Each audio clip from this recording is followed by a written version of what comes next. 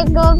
தேனி மாவட்டம் ஸ்ரீகல்லுப்பட்டியிலிருந்து எம்கே தமிழ் மீடியாவுக்காக நான் உங்கள் உமர் ஃபாரூக். எம்கே தமிழ் மீடியா உங்களை அன்புடன் வரவேற்கிறது. நண்பர்களே, நம்மளுடைய முதல் கண்டென்ட் என்னன்னா, இப்ப நீங்க பார்த்துக்கிட்டு இருக்கக்கூடிய இந்த ஸ்கூட்டரை பத்தி தான். இந்த ஸ்கூட்டர் வந்து பஜாஜ் சேட்டாக் 3502 மாடல். இந்த பைக்கை பத்தி தான் நான் உங்ககிட்ட பேச போறேன். இந்த பைக் வந்து எங்க குடும்பத்திலேயே மிக முதலான ஸ்கூட்டர். இந்த ஸ்கூட்டரை பத்தி தான் நான் உங்ககிட்ட பேச போறேன். வாங்க வீடியோக்குள்ள போகலாம். நண்பர்களே, இந்த ஸ்கூட்டரை வந்து நம்ம போன வருஷம் மே 27 ரிஜிஸ்ட்ரேஷன் பண்ணலாம். இந்த வருஷம் மே 27 வந்துச்சுன்னா இந்த வண்டியை வாங்கி ஒரு வருஷம் ஆயிடும். எம்கே தமிழ் மீடியாவுடைய முதல் வீடியோனால எல்லாரும் இந்த வீடியோவை பாருங்க, ஷேர் பண்ணுங்க, லைக் பண்ணுங்க, சப்ஸ்கிரைப் பண்ணுங்க, கமெண்ட் பண்ணுங்க. அஸ்ஸலாமு அலைக்கும் வரஹ்மத்துல்லாஹி வ தஆலா பரகாத்துஹு.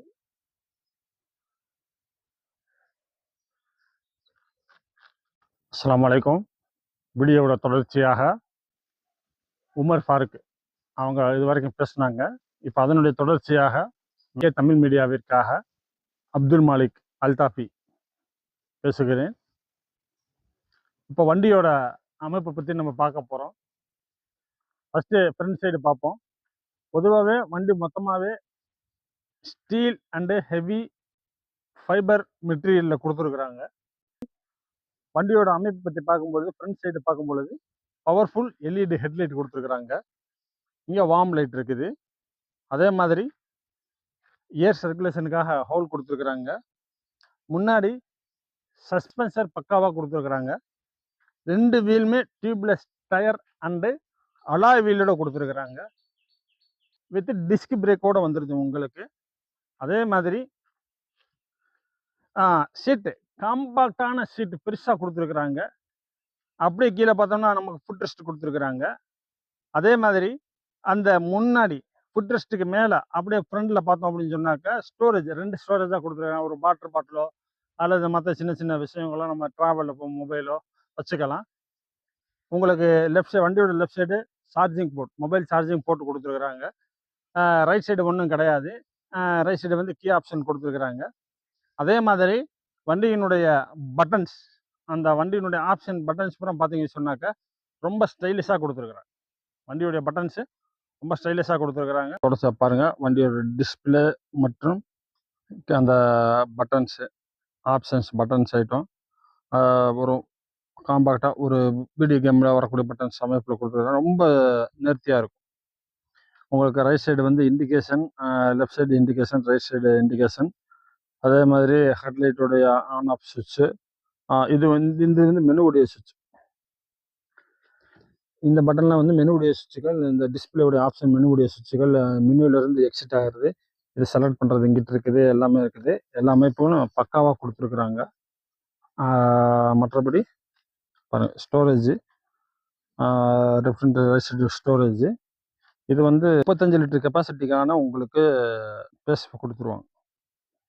ஏன் டியூப்லெஸ் டயர் தான் கொடுத்துருக்குறாங்க. ரொம்ப ஸ்டைலான எல்இடி அண்டு எல்இடி லைட்டில் வந்து அந்த டேஞ்சர் லைட் கொடுத்துருக்குறாங்க. டேஞ்சர் லைட்டு, அப்புறம் அந்த இண்டிகேட்டர் சன்லைட்டு எல்லாமே ரொம்ப ஸ்டைலாக கொடுத்துருக்குறாங்க. அற்புதமாக இருக்கும். வண்டி ஓட்டுறதுக்கும் ரொம்ப ஸ்மூத்தாக ரொம்ப அற்புதமாக இருக்கும். ஒரு பக்காவான வண்டி. ஃபேமிலியாக ஓட்டுறதுக்கான ஒரு பக்காவான வண்டின்னு சொல்லலாம். பஜாஜ் சேத்தக் வண்டியெல்லாம் சொல்லலாம். அதே மாதிரி வண்டியுடைய ஸ்பீடை பற்றி பார்த்தோன்னு சொன்னாக்கா 2 விதமாக கொடுத்துருக்குறாங்க. ஃபஸ்ட் மோடு வந்து எக்கோ மோடு. எக்கோ மோடு வந்து உங்களுக்கு 60லேருந்து 75 கிலோமீட்டர் ஸ்பீடு வரைக்கும் வண்டி உங்களுக்கு போகும். ஸ்போர்ட்ஸ் மோட் இருக்குது. ஸ்போர்ட்ஸ் மோடு வந்து 75 கிலோமீட்டர்லேருந்து 85 கிலோமீட்டர் ஸ்பீடு வரைக்கும் போகும். ஆனால் ஸ்போர்ட்ஸ் மோடை யூஸ் பண்ணணும் அப்படின்னு சொன்னாக்கா அதில் வந்து ஸ்போர்ட்ஸ் மோடில் நிறைய ஸ்பெசிஃபிகேஷன் கொடுத்துருக்குறாங்க. நிறைய அதில் நம்ம யூஸ் பண்ணுறதுக்கான ஆப்ஷன்ஸ் நிறையா இருக்குது ஸ்போர்ட்ஸ் மோடில். ஆனால் அதை யூஸ் பண்ணணும் அப்படின்னா ஆக்டிவேட் பண்ண சொல்லுவாங்க. அதுக்கு வந்து வருஷத்துக்கு இவ்வளவு, 3 வருஷத்துக்கு இவ்வளோன்னு சொல்லிட்டு அதுக்கு ஒரு ஃபீஸ் வேறு சார்ஜ் பண்ணுறாங்க. வண்டி புதுசாக வாங்குறவங்களுக்கு சென்சார் மாடல் வண்டி எடுத்தீங்கன்னு சொன்னாக்கா அவங்களே ஆக்டிவேட் பண்ணி கொடுத்துருவாங்க. இது கீ ஆப்ஷன் வண்டி அப்படிங்கிறதுனால இதுக்கு நம்ம வந்து அதை அவங்ககிட்ட சொல்லி ஆக்டிவேட் பண்ணால் தான் அதை ஆக்டிவேட் பண்ணி விடுவாங்க. இல்லை சொன்னாங்க நம்ம நார்மல் ஸ்கூட்டி மாதிரி ஓட்டிக்கலாம். நாங்கள் வந்து இப்போ இந்த அதை ஆக்டிவேட் பண்ணலை. ஆனால் உங்களுக்கு ஸ்போர்ட்ஸ் மோட் வேணும்னு சொன்னாக்கா நீங்கள் கண்டிப்பாக என்ன செஞ்சு தான் ஆகணும், அதை ஆக்டிவேட் பண்ணி தான் ஆகணும். அதே மாதிரி வண்டியில் வந்து ப்ளூடூத் கனெக்டிவிட்டி இருக்குது. ப்ளூடூத் கனெக்டிவிட்டி என்ன செய்யும் அப்படின்னு பார்த்தீங்கன்னாக்கா, மொபைலில் வரக்கூடிய நோட்டிஃபிகேஷன்லாம் நீங்கள் ப்ளூடூத் கனெக்ட் பண்ணிட்டீங்கன்னு சொன்னால் வண்டியோட டிஸ்பிளேல பார்த்துக்கலாம். இப்போ கால் நோட்டிஃபிகேஷன் வருது, ஒரு மெசேஜ் நோட்டிஃபிகேஷன் வருது அப்படின்னாக்கா நீங்கள் அதை என்ன ஆட்டோமேட்டிக்காக டிஸ்பிளேல பார்த்துக்கலாம். மொபைலை கையில் எடுக்க வேண்டிய அவசியம் இல்லை. அந்த மாதிரி ஒரு ஒரு நல்ல ஒரு அமைப்புகள் வச்சு கொடுத்துருக்குறாங்க. நண்பர்களே, இது எம்கே தமிழ் மீடியாவுடைய முதல் வீடியோனால எல்லாரும் இந்த வீடியோவை பாருங்க, ஷேர் பண்ணுங்க, லைக் பண்ணுங்க, சப்ஸ்கிரைப் பண்ணுங்க, கமெண்ட் பண்ணுங்க. அஸ்ஸலாமு அலைக்கும் வரஹ்மத்துல்லாஹி வ தஆலா பரகாத்துஹு.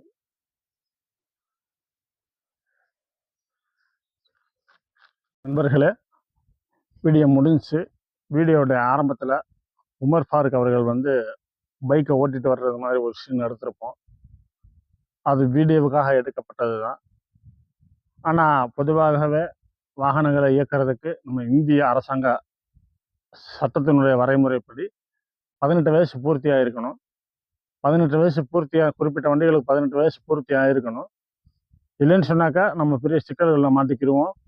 நம்முடைய வண்டி யார் பேரில் இருக்குதோ அவங்களுக்கு மிகப்பெரிய தொந்தரவுகள், சிக்கல்கள், மன உளைச்சல்கள் ஏற்படும். அதனால் வீடியோவை பார்க்கக்கூடிய சிறுவர்கள் யாரும் இது மாதிரி எடுத்து ஓட்டணும்னு ட்ரை பண்ண வேணாம். உங்களுடைய பெற்றோர்கள் முன்னிலையில் உங்களுடைய பெற்றோர் கூட இருக்கும் பொழுது அவங்க முன்னிலை பயிற்சி எடுத்துக்கிறதுல எந்த தப்பும் இல்லை. ஆனால் தனிப்பட்ட முறையில் வாகனத்தை எடுத்துக்கொண்டு சாலைகளில், வீதிகளில் ஓட்டுறது தவறு. ஏன்னு சொன்னால் அதனுடைய முக்கியத்துவங்கள் உங்களுக்கு தெரியாது. எங்கே எப்படி செய்யணும், எங்கே என்ன ஃபாலோ பண்ணணுங்கிறது உங்களுக்கு தெரியாது. ஏன்னா இன்னைக்கு பெரியவங்களுக்கு நிறையா பேருக்கு தெரியறதில்ல. அதனால தான் இன்னைக்கு சாலை விபத்துகள்லாம் நிறைய நடக்குது. ஏதாச்சும் ஒன்று ஆயிடுச்சு, ஏதாச்சும் ஒரு விளைவு ஏற்பட்டுச்சுன்னா அது தாங்க முடியாத ஒரு வடுவை ஏற்படுது. வலி நிறைந்த ஒரு வடுவை உருவாக்கும். அதனால வீடியோ பார்க்கக்கூடிய சிறுவர்கள் தயவு செஞ்சு வண்டியை ஓட்டுறதுக்கு ட்ரை பண்ண வேண்டாம். உங்களுடைய வயசு வந்த உடனே அந்த அந்த அந்த பக்குவம் வந்த உடனே நீங்கள் வண்டி எடுத்து ஓட்டலாம். தாராளமாக பெற்றோர்களே உங்களுக்கு வண்டி ஓட்ட அனுமதி தருவாங்க.